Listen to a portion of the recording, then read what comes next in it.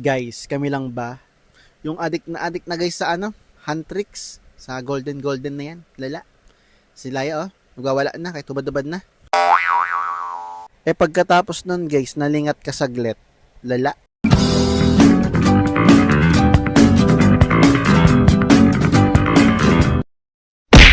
Hi guys! Happy Monday everybody guys! How's your weekdays ay weekends guys? Kamusta po kayo? Ako eto guys, kunyari nagkabagong gising lang pero kanina pa talaga ako gising. Tapos eto guys, kape-kape. Gusto mo magkape? Magkape! Ay, joke lang guys. Daily routine guys ni Mami Lynn. So ayan, pardatali siya ng hair like this guys. Napaka-chaotic ng pagkatali niya ng hairdo.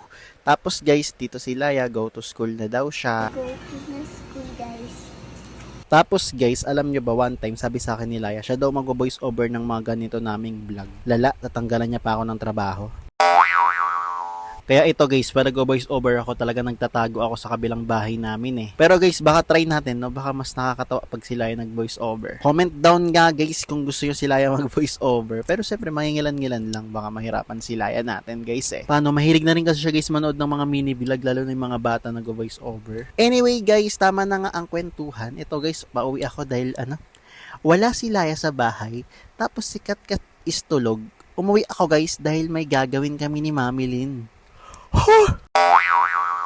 Habang nagka-park nga ako dito guys, may tuwapik ba naman sa puwet ko si kuya? Na-conscious talaga ako guys, lala. Tapos guys, pag uwi ko, 'di ba? Ayan, ang saya, 'di ba? May gagawin kami. Tapos makikita-kita ko guys, gising si Katkat.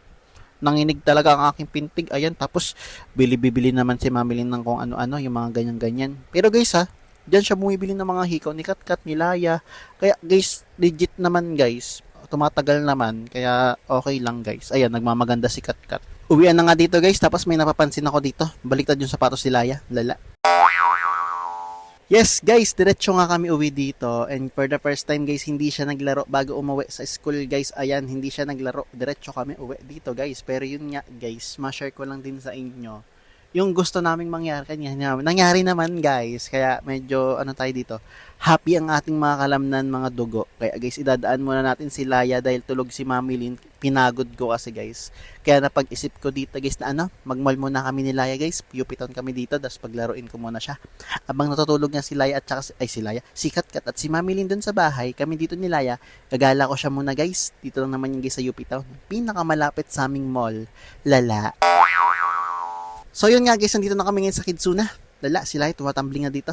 Kung ano na pinagagawa niya. Tapos ako dito guys, tamang tambay lang. Kunyari, walang alam. Tapos video-video.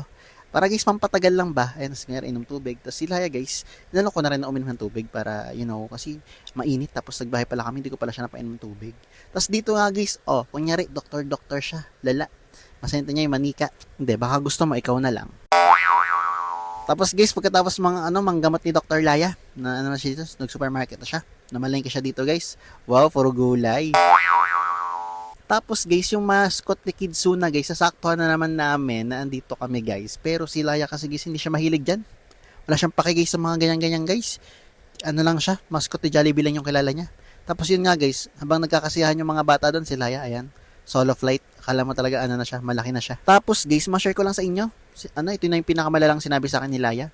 Mag-gym daw ako, para daw hindi ako taba, para daw kagaya ko ni Argon. Lala. Nagulat talaga ako guys. Doon sa sinabi niya ni Laya doon. Mag-gym daw ako para di daw ako taba. Guys, focus tayo, balik tayo sa voice over. Ito nga guys, iba na yung packaging ng price nila guys pag dine-in. So yun guys, sa McDo nga pala kami kumain ni Laya. So siguro guys, take out na lang namin si Laya at si Katkat. So bibilhin din natin siya ng toys, ng Kiddy Toys. Kiddy! Thank you guys, thanks for watching. See you on my next mini vlog guys. Lala. So far lala.